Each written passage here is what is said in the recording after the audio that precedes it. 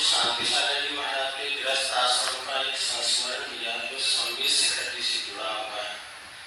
जब वे 32 वर्ष की उम्र में प्रथम बार संबित शिखर जी आए और उन्हें पावन तीर्थ की वंदना की गृहस्थ आश्रम में रहते हुए, उनके परिणाम इतने निर्मल हुए, इतने विशुद्ध हुए कि उन्होंने तीर्थ की वंदना करते ही आजीवन के लिए घी और तेल का त्याग कर दिया। और जब वो वापस अपने नगर पहुंचे तो वहां पर उन्होंने आजीवन के लिए एक बार भोजन करने का नियम ले लिया कि प्रति हमेशा बनी रहे। तो वास्तव में प्रश्न ये है, क्या एक हम लोग अपने ग्राम में रह करके कुछ त्याग करते हैं और किसी सिद्ध क्षेत्र में आकर के त्याग करते हैं, तो इस त्याग की विशुद्धि में कितना अंतर होता है। और दूसरा प्रश्न ये है कि यदि हम आज लाखों लाख तीर्थयात्री जो कि संबित शिखर जी की वंदना करने आते हैं, क्या उनको भी अपने जीवन में ऐसा कोई संकल्प जरूर लेना चाहिए जिससे उनका जीवन भी उन्नत बन सके, आपकी प्रेरणा प्राप्त हो और सदुपदेश मिले। इसी मंगल भावना के साथ नमोस्तुते। बहुत ही प्रेरणाप्रद प्रश्न महाराज श्री ने यहाँ उपस्थित किया है। सबसे पहली बात तो कल का दिन हम सबके लिए अति विशिष्ट दिन है।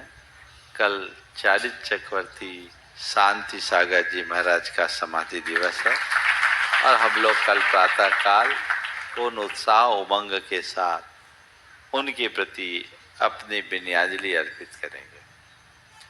आपने जो बात की महाराज की, उन्होंने त्याग किया, घी तेल का त्याग करके गए और घर जाने के बाद उनने एक बार भोजन का संकल्प लिया। नतीजा यहाँ पर त्याग के बीज बो करके गए और आगे चलकर वे त्याग की मूर्ति बन गए।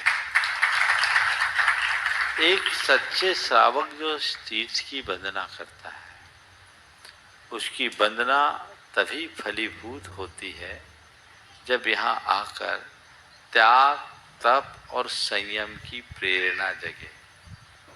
शिखर जी आए, वंदना करके चले गए। एक वंदना कर ली, दो वंदना कर ली, तीन वंदना कर ली, कितनी वंदना, जितनी चाहे उतनी वंदना कर ली। अति उत्तम वंदना करो, पर तुम कितनी भी वंदना करो, तुम कितनी भी वंदना करो, जब तक तुम्हारे मन में कोई त्याग की भावना और प्रेरणा जागृत न हो, तब तक वंदना का कोई मजा नहीं। जब कभी भी शिखर जी आओ तो शिखर जी की वंदना त्याग के साथ करो और वंदना करते समय कुछ त्याग करके जाओ जो जीवन भर की उपलब्धि है। एक मोड़ आए, केवल आप आते हो, नमन करके चले जाते हो। अरे, जहां से तीर्थंकर परमात्मा ने संसार को त्यागा, परम निर्वाण को प्राप्त किए, उनके त्याग तब से यहाँ का कण कण आविष्ट है और उसी कारण वो वंदनीय है। हमें उसकी प्रेरणा तो लेनी ही चाहिए ना। तो जब भी शिखर जी आओ, कुछ नया संकल्प लेकर के जाओ और नए संकल्प में पहला काम बुराइयों के परित्याग का और दूसरा काम धर्म क्षेत्र में आगे बढ़ने का। यही संकल्प कल तुम्हारे सिद्धि का मार्ग प्रशस्त करेगा। जहाँ तक घर में लिए गए संकल्प में और सिद्ध क्षेत्र में, और सिद्ध क्षेत्र में भी शाश्वत सिद्ध क्षेत्र में, और शाश्वत सिद्ध क्षेत्र में भी पारसनाथ भगवान की टोंक पे लिए गए संकल्प में बड़ा अंतर होता है। उसके परिणाम में भी अंतर होता है, क्योंकि हमारे भावों में द्रव्य क्षेत्र काल भाव का प्रभाव होता है।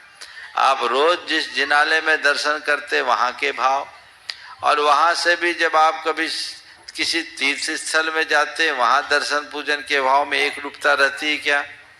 नहीं रहती ना। और तीर्थों में भी जाओ तो शिखर जी आओ और दूसरे तीर्थ में आओ, अंतर होता है कि नहीं? होता है। और शिखर जी में भी नीचे के मंदिरों में दर्शन करो उसके भाव, और ऊपर जाकर टोंक पर चढ़ो उसके भाव में अंतर आता है कि नहीं? टोंक में भी अन्य टोंकों की तुलना में जब पारसनाथ भगवान के चरणों में जाओ तब क्या होता है? क्या होता है? तो जहां जितनी अधिक विशुद्धि होगी उसका उतना अधिक प्रभाव होगा। तो भाई आप शिखर जी आते हो, किस लिए आते हो? हे प्रभु मेरा भाव भ्रमण छूटे, इसीलिए आते हो ना। हाँ, तो जब भाव भ्रमण को छोड़ने की भावना लेकर आप शिखर जी आते हो तो यहाँ आकर के कुछ तो छोड़ो, ताकि अंदर एक ऐसा बीजारोपण हो और त्याग तप संयम के संकल्प से जुड़कर जीवन को आगे बढ़ाया जा सके। इसलिए हर व्यक्ति को वैयक्तिक स्तर पर कुछ न कुछ आगे बढ़ने का भाव रखना चाहिए।